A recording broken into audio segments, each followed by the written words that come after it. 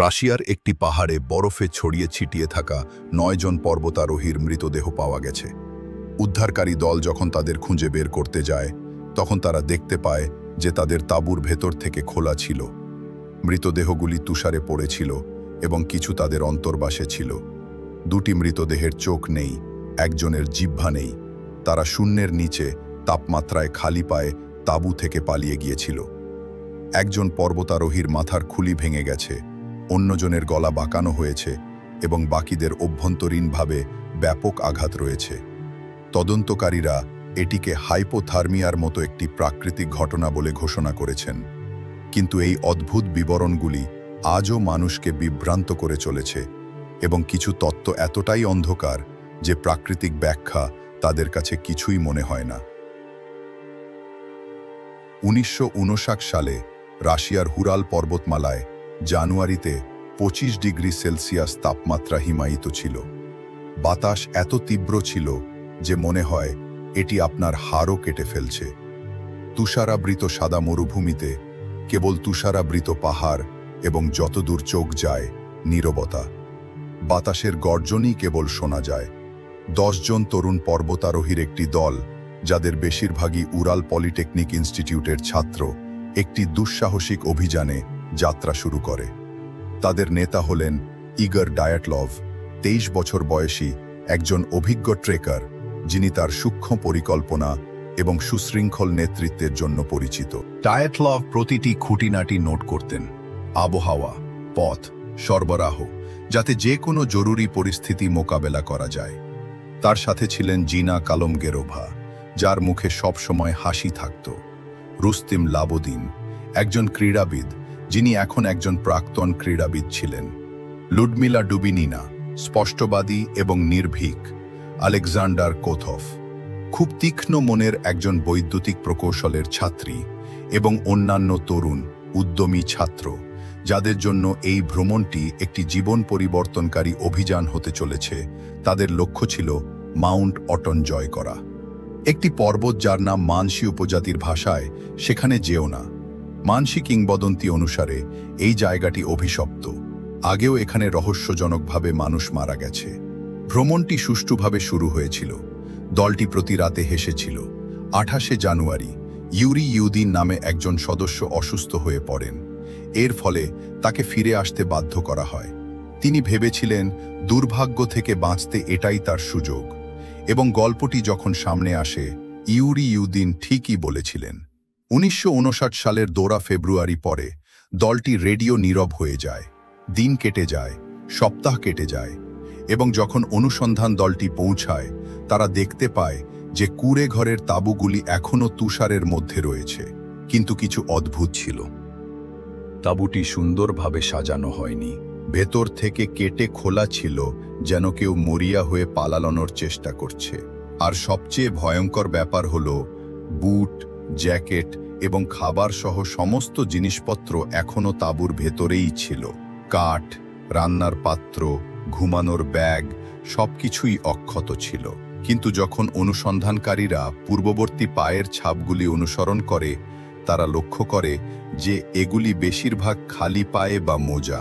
এই পায়ের ছাপগুলি একই দিকে যাচ্ছিল, দূরের তুষারাবৃত বনের দিকে। প্রথম দুটি মৃতদেহ পাওয়া গেছে তাঁবু থেকে ১.৫ কিলোমিটার দূরে একটি ছোট দেবদারু গাছের নিচে। দুজনেরই পোশাক খুব কম ছিল, কেবল অন্তর্বাস এবং হালকা শার্ট। দেখে মনে হচ্ছিল যেন তারা আগুন জ্বালানোর চেষ্টা করছে, কারণ এই মৃতদেহগুলির কাছে একটি পুড়ে যাওয়া ক্যাম্প ফায়ার পাওয়া গেছে। আরও কিছু দূরে গিয়ে আরও ৩টি মৃতদেহ পাওয়া গেছে: তিয়াটলভ, কোলমে, তিয়াটলভ, কোলমোগোরোভা এবং স্লোবোদিন। তাদের অবস্থান থেকে বোঝা যাচ্ছিল যে তারা তাদের তাঁবুতে ফিরে যাওয়ার চেষ্টা করছে, কিন্তু তুষার তাদের জমে গেছে। ময়না তদন্তে কিছু চমকপ্রদ তথ্য উঠে এসেছে। ৪ শিকারীর দেহে বিশাল অভ্যন্তরীণ আঘাত ছিল, যেন তারা কোনো উচ্চ আঘাতের শক্তির আঘাতে আঘাত পেয়েছে। তবে তাদের ত্বকে বাহ্যিকভাবে খুব কম ক্ষত দেখা গেছে। একজনের মাথার খুলি ভেঙে গেছে, অন্যজনের পাঁজর ভেঙে গেছে, এবং লুডমিলা ডুবেনিনার জিহ্বা এবং চোখ নেই। আরেকটি মোচড় ছিল। কিছু পোশাকে তেজস্ক্রিয়তার চিহ্ন পাওয়া গেছে। তদন্তকারীরা 3টি সম্ভাবনার মুখোমুখি হয়েছিলেন। প্রথমটি ছিল এলাঞ্চ তত্ত্ব।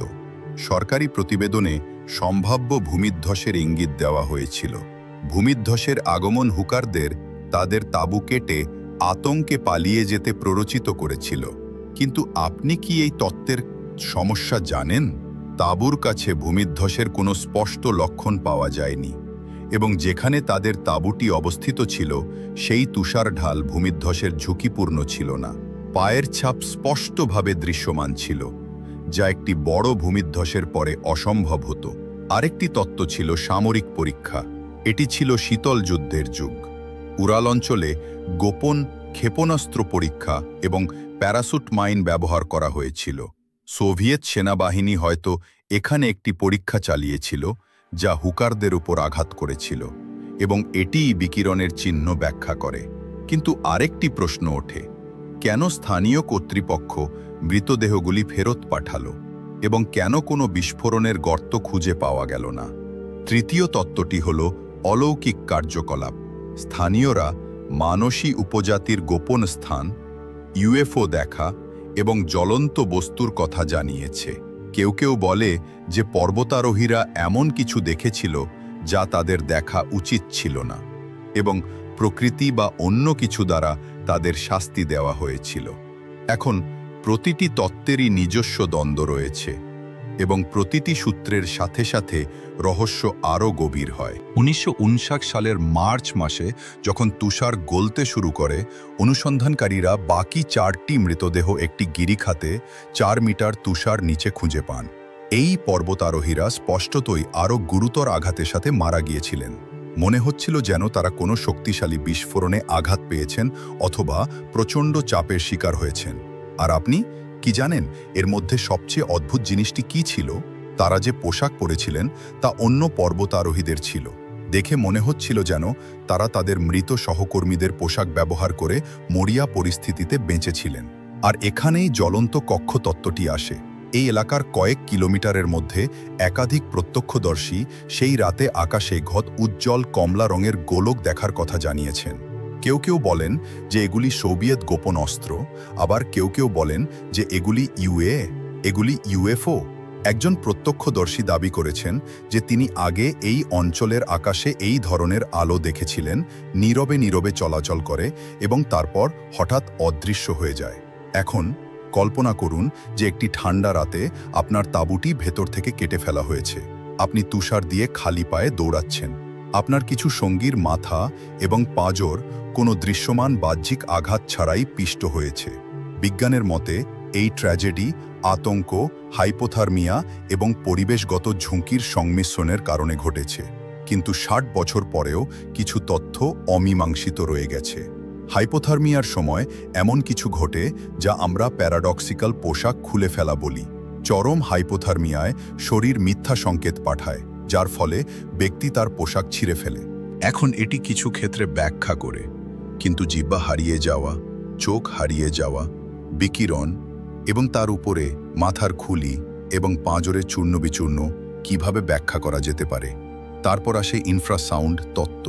কিছু গবেষক বলেছেন যে পাহাড়ের আকৃতি এবং বাতাসের ধরন একটি কম ফ্রিকোয়েন্সি শব্দ তৈরি করেছে, যা মানুষের মস্তিষ্কে আতঙ্ক এবং বমি বমি ভাব সৃষ্টি করে। সম্ভবত এই কারণেই পর্বতারোহীরা তাদের তাঁবু ত্যাগ করেছিল। কিন্তু এই ক্ষেত্রে আঘাতগুলি কিভাবে ব্যাখ্যা করা হয়? অবশেষে আসে স্ল্যাব তুষারপাত তত্ত্ব। রাশিয়ান প্রসিকিউটররা 2020 সালে মামলাটি পুনরায় তদন্ত করেছিলেন এবং একটি আনুষ্ঠানিক সিদ্ধান্তে পৌঁছেছিলেন যে এটি একটি স্ল্যাব তুষারপাতের ফলাফল, অর্থাৎ তুষারের একটি ছোট অংশ পিছলে গেছে। পর্বতারোহীরা তাঁবু কেটে পালিয়ে গিয়েছিলেন এবং তাদের আঘাতগুলি সহ্য করেছিলেন। কিন্তু আপনি কি জানেন এর মধ্যে সবচেয়ে অবাক করার বিষয় কি? আজ পর্যন্ত পাশের ডেটাতে কোনো স্ল্যাব আনুষ্ঠানিকভাবে রেকর্ড করা হয়নি। ডাহালহব পাস ঘটনা এমন এক রহস্য যেখানে প্রতিটি উত্তরই একটি নতুন প্রশ্নের জন্ম দেয়। এই তত্ত্বের সমর্থকরা দাবি করেন যে এটি বিজ্ঞান, এটি প্রকৃতির ক্রোধ। ষড়যন্ত্রতাত্ত্বিকরা দাবি করেন যে এটি গোপন শীতল যুদ্ধের পরীক্ষার ফলাফল, এবং কেউ কেউ বিশ্বাস করেন যে এটি মানুষের বোধগম্যতার বাইরে কিছু ছিল। সত্য যাই হোক না কেন, এক রাতে 9টি তরুণ প্রাণ হারিয়েছিল, এমনভাবে যা এখনও ফরেন্সিক বিশেষজ্ঞদের বিভ্রান্ত করে, এবং চূড়ান্ত বিবরণ এই গল্পটিকে আরও মর্মান্তিক করে তোলে। ইউরি ইউদিনি একমাত্র বেঁচে ছিলেন। তার শেষ বছরগুলিতে তিনি বলেছিলেন, যদি আমি কখনো সত্য জানতে পারি, আমি সম্ভবত কাউকে বলবো না, কারণ এটি বিশ্বের জন্য খুব ভয়ঙ্কর হবে।